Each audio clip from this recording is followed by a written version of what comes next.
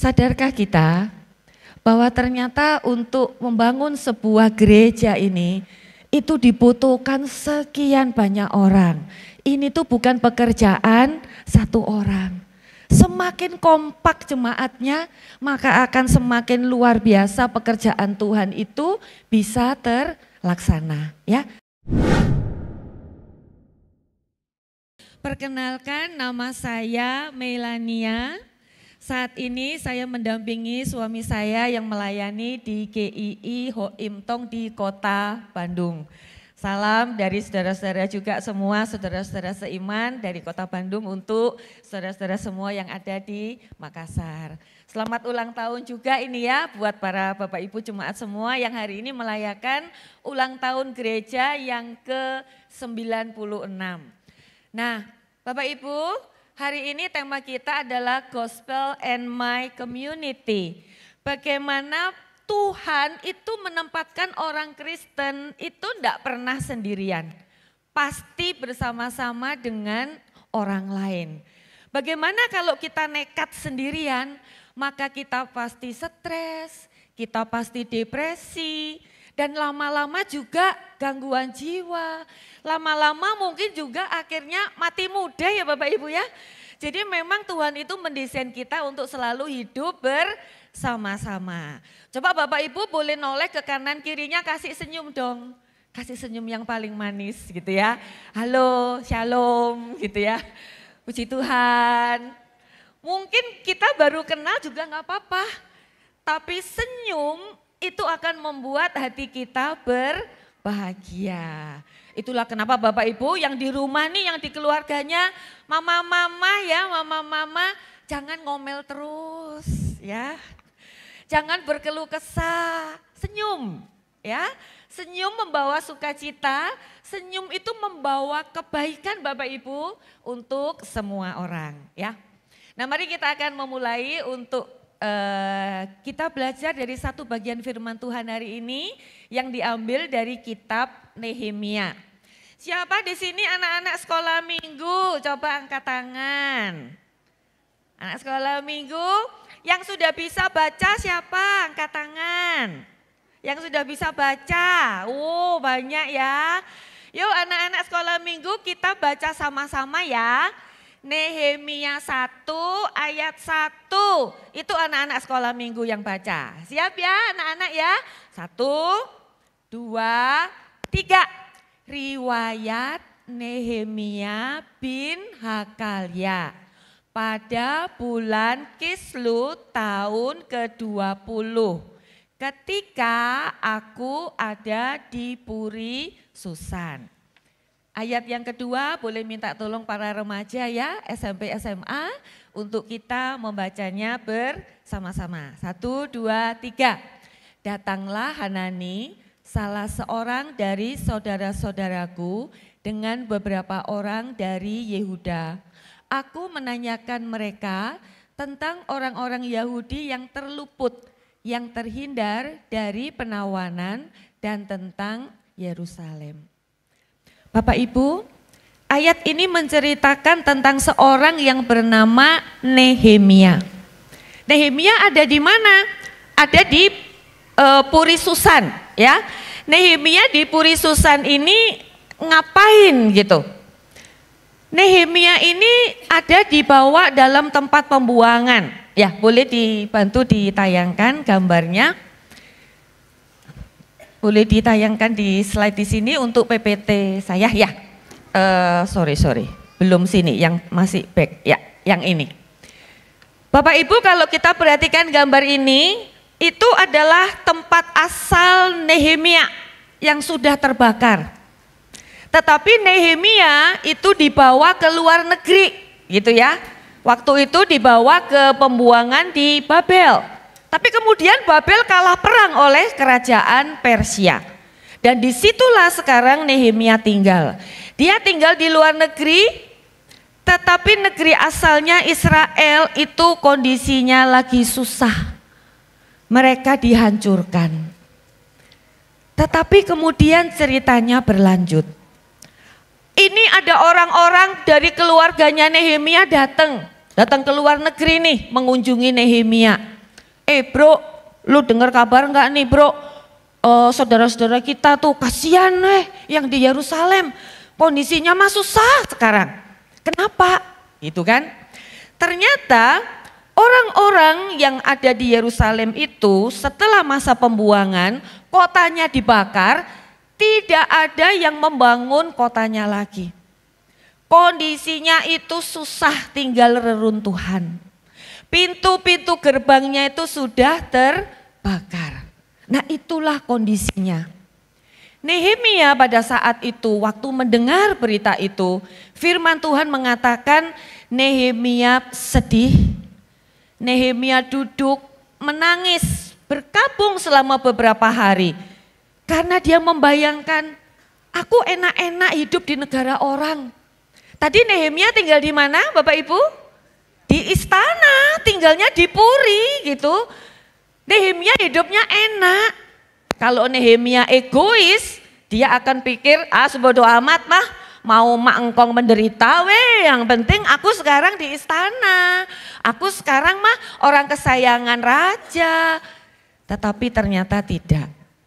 Nehemia sedih mendengar berita bahwa kerabatnya, keluarganya yang jauh di Yerusalem itu sedang ada di dalam kondisi yang susah. Dan waktu Nehemia berdoa, disitulah Tuhan memberikan visi kepada Nehemia. Tetapi visinya ini mengerikan juga gitu. Visinya adalah Nehemia harus pulang ke negara asalnya. Pulang untuk membangun tembok. Mungkin Nehemia mikir ya, sebagai seorang yang masih muda dia mikir, emang kalau saya pulang ke Yerusalem, siapa yang membiayai? Emang kalau saya bangun tembok, uangnya dari mana? Yang bangun siapa? Saya sendiri kan tidak bisa. Tetapi Bapak Ibu Saudara-saudara, Nehemia memilih untuk taat kepada Tuhan.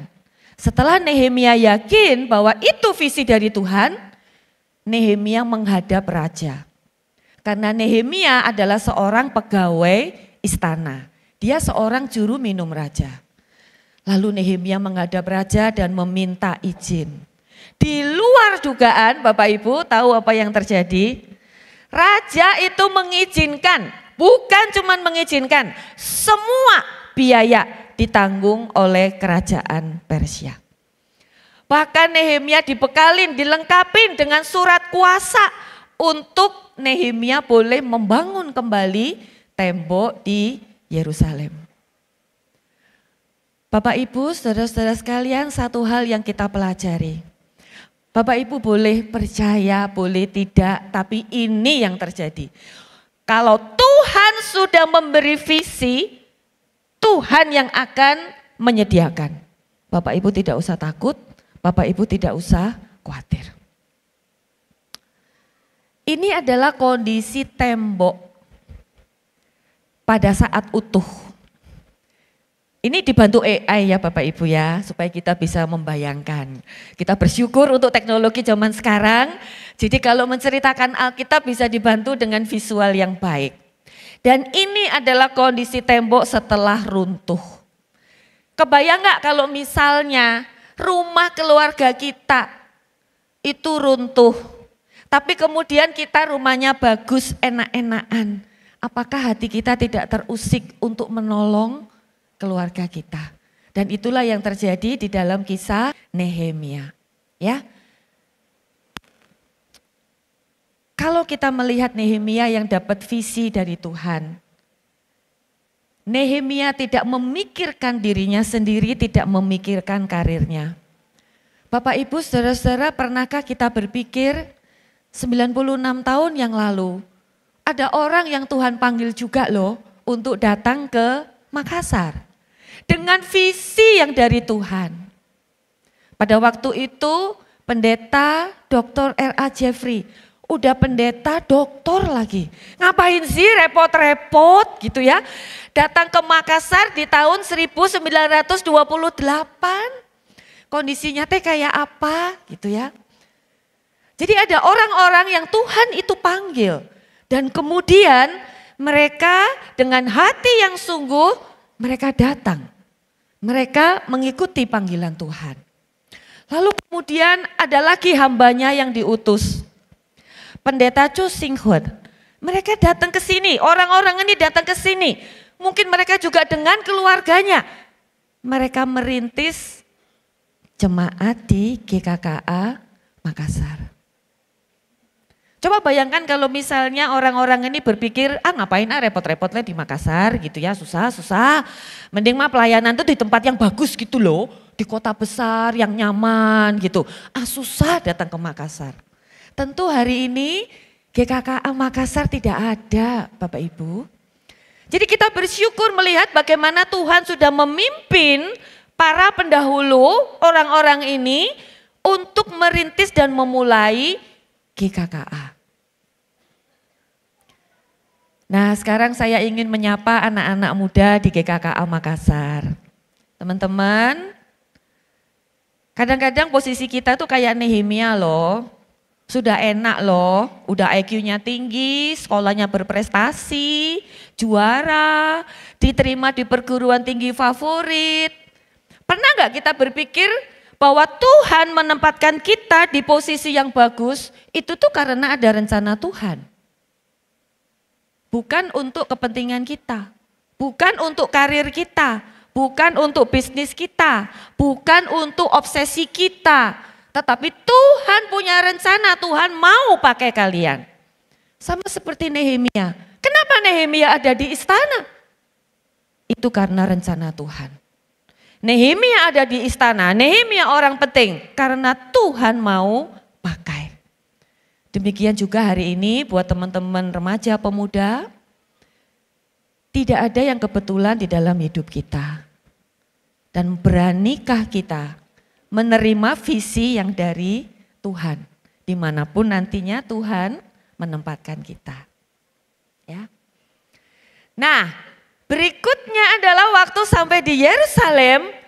Ini adalah denahnya ya, ini denah tembok kota itu yang harus dibangun oleh Nehemia. Pertanyaannya adalah, kira-kira siapa ya yang membangun tembok ini ya? Kalau di dalam bayangan Bapak Ibu siapa ya yang membangun? Apakah Nehemia datang ke Yerusalem lalu ayo bapak-bapak semua, pria-pria gitu ya. Ayo kita membangun tembok. Kira-kira kalau menurut Bapak Ibu perempuan terlibat enggak?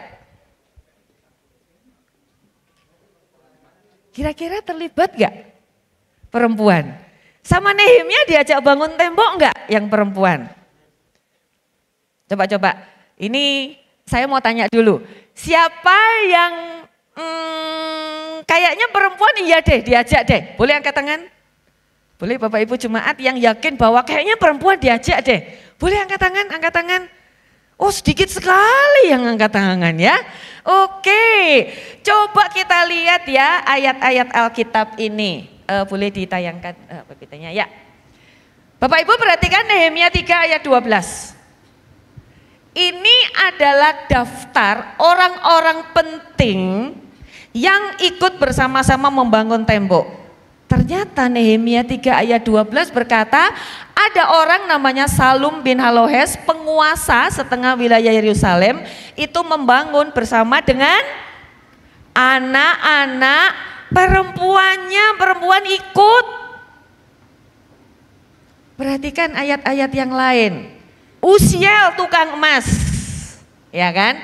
Refaya itu seorang penguasa, Hanaya juru campur rempah-rempah, Eliasib imam. Sampai di sini masih banyak. Artinya apa? Bapak Ibu luar biasa, kompak banget. Semua profesi yang ada di zaman itu, laki-laki dan perempuan, semua bersama-sama membangun tembok Yerusalem. Semua bangsa Israel itu kompak. Dan ternyata kisahnya tidak berhenti di situ. Boleh dibantu ditayangkan lagi ya. Ternyata di dalam proses perjalanan mereka membangun itu nanti akan muncul masalah. Tapi enggak apa-apa. Masalah itu akan selalu ada Bapak Ibu. Enggak usah takut. Tapi kuncinya cuma satu. Pada saat Tuhan itu memberikan visi, hanya para pemimpin yang Tuhan itu kasih visi.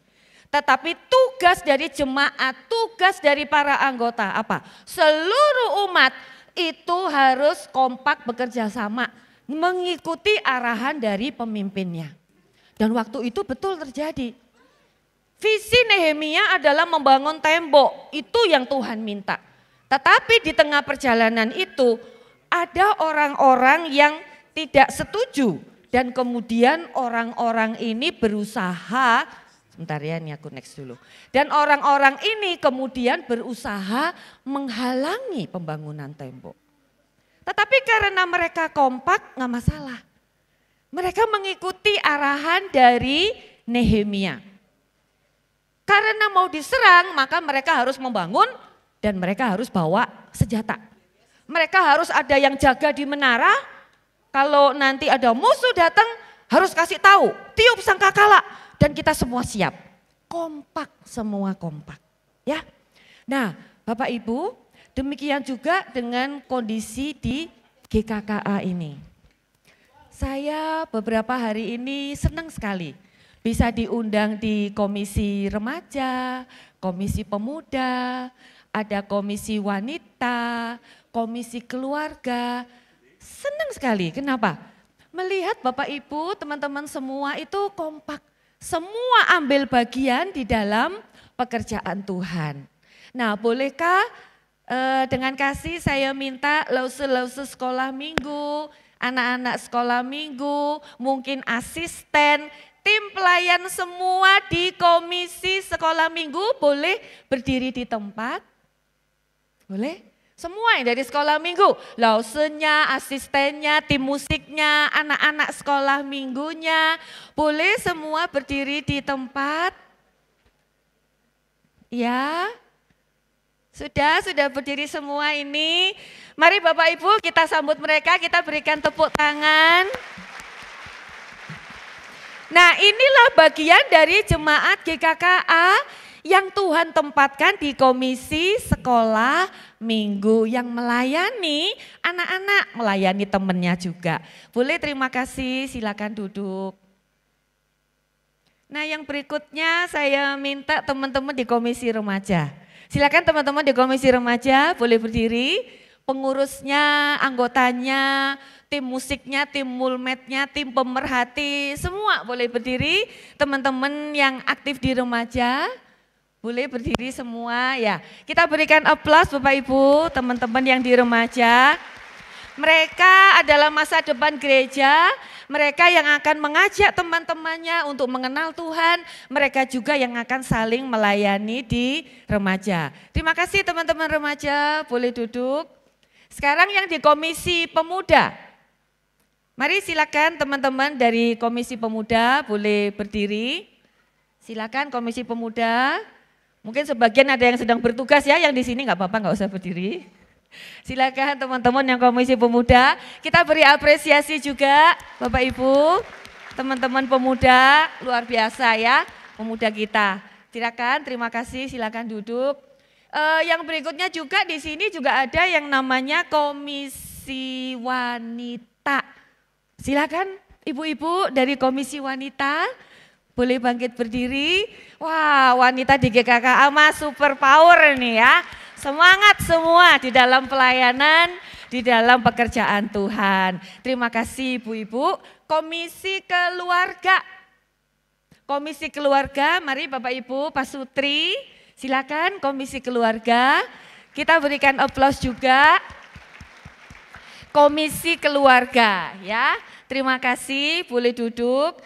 Bapak Ibu, komisi-komisi ini perannya luar biasa. Bagaimana setiap komisi melayani dan menjangkau orang-orang yang setipe, anak-anak gitu ya, remaja, pemuda, wanita dan seterusnya. Tetapi ada juga orang-orang yang mungkin tidak di komisi, tetapi membantu memikirkan pengembangan gereja. Membantu memikirkan bagaimana gereja ini bisa terus bertumbuh. Mari Bapak Ibu majelis dengan hormat. Boleh bangkit berdiri di tempat, Bapak Ibu majelis, diaken, boleh berdiri di tempat. Kita berikan penghargaan kita tepuk tangan untuk mereka. Terima kasih. Ya. Terima kasih. Dan yang tidak kalah pentingnya adalah saudara-saudara kita, teman-teman kita yang melayani sebagai worship team yang di panggung maupun yang sering kali terlupakan itu yang di belakang ya, yang bagian mulmet. Boleh teman-teman semua berdiri, AV, mulmet, Asher, kolektan, worship team, WL, siapapun yang biasanya melayani sebagai worship team, mungkin hari ini enggak pelayanan enggak apa-apa, tapi semua boleh bangkit berdiri. Mari kita berikan apresiasi untuk saudara-saudara kita. Ya, terima kasih, boleh duduk kembali. Bapak Ibu, sadarkah kita bahwa ternyata untuk membangun sebuah gereja ini itu dibutuhkan sekian banyak orang. Ini tuh bukan pekerjaan satu orang. Semakin kompak jemaatnya, maka akan semakin luar biasa pekerjaan Tuhan itu bisa terlaksana. Ya, sama seperti tadi Nehemia. Dalam kisah Nehemia, akhirnya temboknya jadi. Dan pada saat tembok itu jadi luar biasa. Bahkan mungkin orang-orang Israel yang bangun tuh waktu ngelihat temboknya jadi, oh bisa jadi ya. Gak kepikir itu bakal jadi. Bahkan musuh-musuhnya waktu ngelihat juga kaget. Loh kok bisa ya? Tetapi pada akhirnya Bapak Ibu apa yang terjadi? Nama Tuhan itu yang dimuliakan. Pada akhirnya semua orang itu akan melihat bahwa pekerjaan itu terlaksana karena campur tangan Tuhan.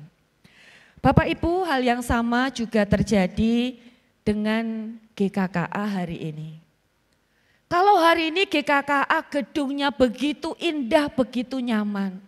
Kalau hari ini jemaat GKKA itu begitu banyak, saya mendapat informasi itu sudah sekitar 1.500 lebih. Demikian juga dengan yang di sekolah, itu juga 1.500 lebih anak-anak yang dilayani. Puji Tuhan itu luar biasa. Biarlah apa yang hari ini kita lihat dan orang-orang lain lihat, biarlah nama Tuhan dipermuliakan. Dan biarlah juga generasi-generasi muda yang ada di GKKA, teman-teman, tidak kebetulan ada GKKA di Makassar. Tugas berikutnya adalah teman-teman dari generasi muda. Bagaimana terus bekerja di gereja ini untuk menjadi saksi Tuhan, untuk terus boleh membawa Injil dan menjangkau lebih banyak orang. Syaratnya cuma satu, Bapak Ibu, saudara-saudara semua. Bagaimana kita bisa dipakai menjadi saksi Kristus adalah kalau kita saling mengasihi. Kalau tadi orang Israel itu enggak kompak, kalau orang Israel itu ribut sendiri, enggak mungkin mereka bisa membangun tembok. Demikian juga dengan jemaat di GKKA. Kalau kita ribut sendiri, kalau kita enggak kompak, enggak bisa membangun gereja ini. Enggak bisa kita jadi saksi Kristus. Enggak bisa kita melayani orang-orang lain yang di luar sana. Karena itu marilah kita memulai dari diri kita. Tuhan memanggil kita untuk saling mengasihi. Mari kita membaca ayat ini bersama-sama. Dari Yohanes 13 ayatnya yang ke-35. Mari anak-anak semua juga ikut membaca bersama-sama ya. 1, 2, 3. Dengan demikian semua orang akan tahu bahwa kamu adalah murid-muridku, yaitu jikalau kamu saling mengasihi. Saling mengasihi. Nah Bapak Ibu, mari sekarang kita coba merefleksikan ke dalam diri kita sendiri. Bagaimana kita dengan keluarga kita, sudahkah kita saling mengasihi?